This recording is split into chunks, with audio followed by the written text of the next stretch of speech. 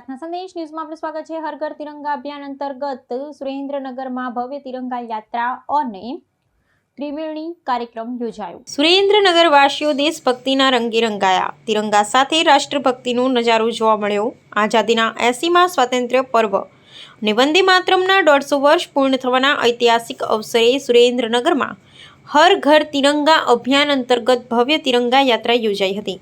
નાયબ મુખ્ય દંડક જગદીશભાઈ મકવાણાના અધ્યક્ષસ્થાને મહાનગરપાલિકા કચેરીથી શરૂ થયેલી આ યાત્રા એમપી શાહ કોમર્સ કોલેજ ખાતે સંપન્ન થઈ હતી।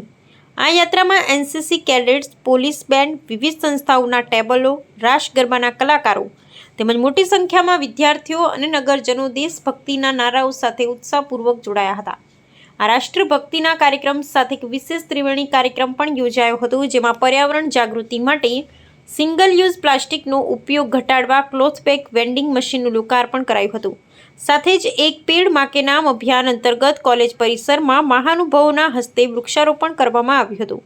યુવાધનને યોગ્ય માર્ગે વાળવા માટે ડ્રગ્સ અને અન્ય વ્યસનોથી દૂર રહેવાના સામૂહિક વ્યસન મુક્તિના શપથ પણ લેવડાવવામાં આવ્યા હતા।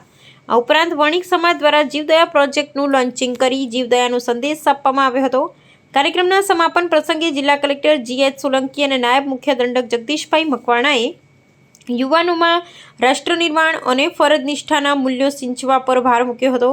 તેમણે તમામ નાગરિકોને ખાસ અપીલ કરી હતી કે રાષ્ટ્રધ્વજની ગરિમા જાળવીને 16 ઓગસ્ટના રોજ સાંજે 6 વાગે તિરંગાને સન્માનપૂર્વક ઉતારી વ્યવસ્થિત રીતે સંકેલી સુરક્ષિત રાખવો, જેથી રાષ્ટ્રધ્વજનો કોઈ પણ પ્રકારે અનાદર ન થાય। 80મા સ્વાતંત્ર્ય પર્વ પહેલા આજે સુરેન્દ્રનગર શહેરમાં જિલ્લા વહીવટીતંત્ર દ્વારા અને મ્યુનિસિપલ કોર્પોરેશન દ્વારા હર ઘર તિરંગા યાત્રા યોજવામાં આવી। આપ સૌ જોઈ શકો છો એમ લગભગ 2 કિલોમીટર જેટલી લાંબી યાત્રામાં સૌ નાગરિકો, યુવાનો, સ્કાઉટ, ગાઈડ, એનસીસી સર્વે ખૂબ ઉત્સાહથી જોડાયા છે। ત્યારે સમગ્ર સુરેન્દ્રનગર શહેર ભારતનું આઝાદી પર્વ ઉજવી રહ્યું છે અને લોકોમાં ખૂબ ઉત્સાહ છે।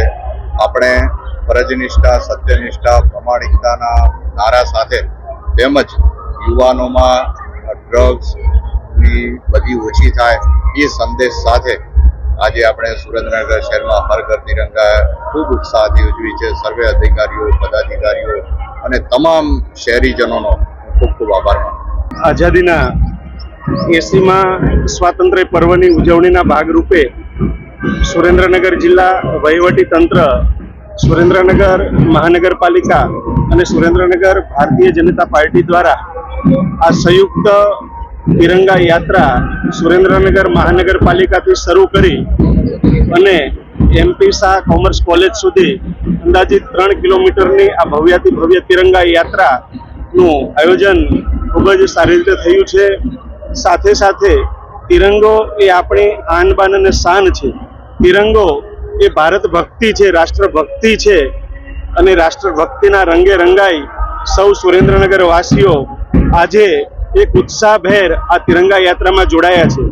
આ શહેરની વિવિધ સંસ્થાઓ, વિવિધ શાળા, કોલેજો, સરકારી કચેરીઓના અને પોલીસ જવાનો, હોમગાર્ડના જવાનો તમામ લોકો આ તિરંગા યાત્રાની અંદર જોડાઈ અને તિરંગાની આન બાન શાન જળવાય અને તમામ લોકો ભારત ભક્તિના રંગે રંગાય એ દિશામાં આ કાર્યક્રમમાં જોડાઈ આ કાર્યક્રમને સફળ બનાવ્યો છે।